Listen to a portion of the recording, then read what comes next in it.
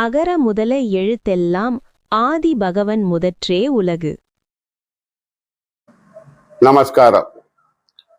பெருங்குடியாக உலகில் வாழும் தமிழ் குடியினுடைய அறத்தோடு வாழக்கூடிய அனைத்து உயிர்களுக்கும் அன்பான உங்கள் குருவினுடைய வணக்கத்தை முதலில் தெரிவித்துக் கொண்டு, இன்றைய பதிவு என்பதை நீங்கள் கண்டிப்பாக கவனிக்க வேண்டும், மற்றவருக்கும் சொல்ல வேண்டும் என்பது என்னுடைய முதல் வேண்டுகோள்.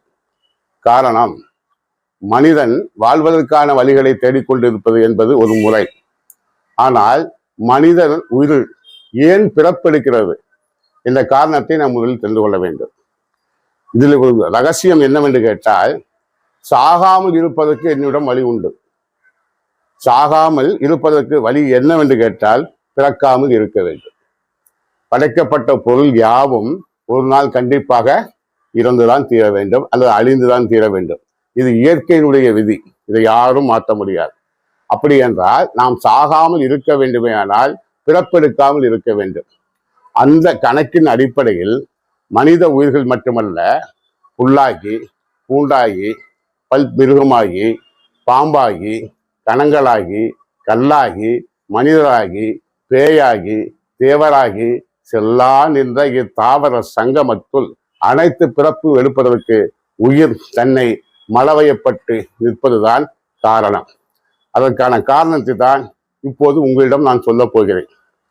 நம் முன்னோர்கள் உலகத்தில் தன்னுடைய அனுபவ அறிவை கொண்டு நிலைத்த பொருள் என்ன என்று தேட ஆரம்பித்தார்கள். அப்படி தேடுகிற போது அவர்கள் 3 பொருளை எடுகோலாக எடுக்கிறார்கள்.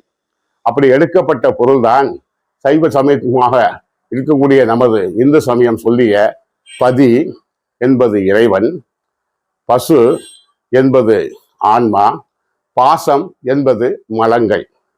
இந்த 3 விஷயத்தை பதி, பசு, பாசம் என்று எடுகோலாக எடுக்கிறார்கள். எடுத்து அதற்கான இலக்கணத்தை வகுக்கிறார்கள். பதி என்பது இறைவன், அது ஒன்றுதான், அது சர்வ சக்தி உடையது, எதையும் செய்ய வல்லது, எல்லாம் அறிய வல்லது. அப்படிப்பட்ட ஆற்றல் உடையதுதான் இறைவனுடைய இலக்கணம். பசுவாக இருக்கக்கூடிய ஆன்மாவுடைய இலக்கணம் சிற்றறிவுடையது, சிறு தொழில் செய்யக்கூடியது, ஒரு குறிப்பிட்ட எல்லைக்குள் தன்னுடைய ஞாபகத்தை செலுத்தி வாழக்கூடியதுதான் ஆன்மா பசு. காரணம், அது மலங்களினால் கட்டப்பட்டிருக்கிறது என்பதுதான் அதனுடைய இலக்கணம். மலங்கள் என்பது அறிவற்றது, சடப்பொருள்கள்.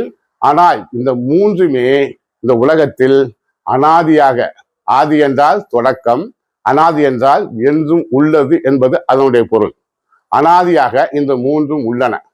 இப்படி இருக்கின்ற நிலையில் கர்மவயப்படாத நம்முடைய ஆன்மா எங்கே தன்னுடைய வினையை ஆரம்பித்தது?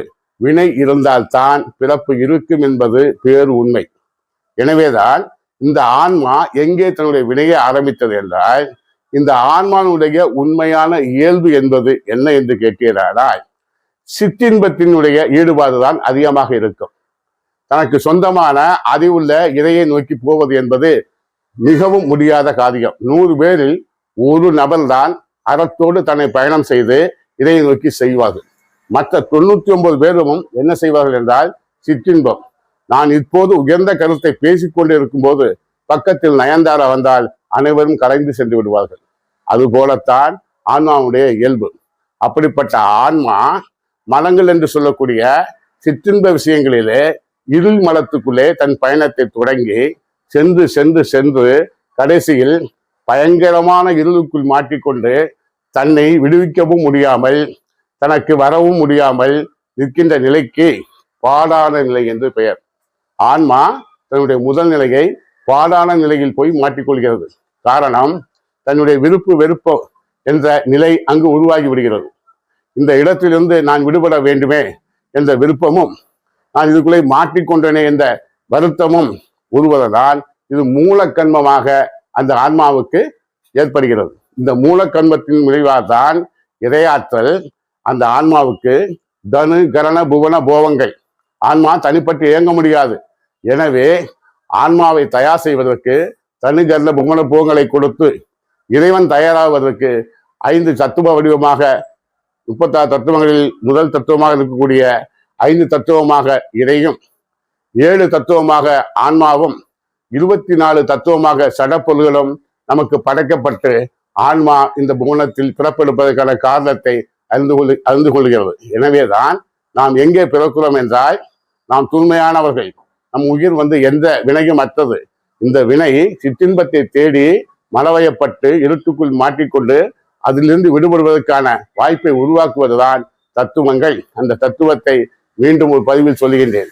ஆனால் இறைவன் மனிதனுக்கும் ஆன்மாவுக்கும் இணைப்பை உருவாக்கித்தான் இந்த உலகத்தில் அவனுடைய கர்மவினைக்கு தகுந்தால் போல ஒவ்வொன்றையும் புல்லாக, பூண்டாக, புழுவாக இப்படி மாறுபட்ட கோணத்தில் அதுக்கு படைப்பை கொடுக்கிறான். அந்த படைப்பு அறவொழுக்கத்தோடு வாழ்ந்தால் முத்தி நிலை அடைய வேண்டும். இந்த 3 நிலைக்கு நான் உங்களிடம் சொல்லுகின்றேன். முதல் நிலை ஆன்மா மலவயப்பட்டது, பாடாத நிலை கல்லாக கிடப்பது.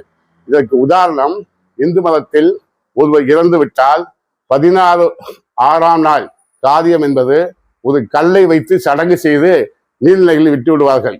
இதுதான் பாடாத நிலை. இறைவன் நமக்கு தனு, கரண, புவன, போகம் என்ற 4 விஷயம். தனு என்றால் உடம்பு, கரணம் என்றால் பூட்டப்பட்ட கருவிகள், போகம் என்றால் அனுபவம், புவனம் என்றால் வாழுமிடம்.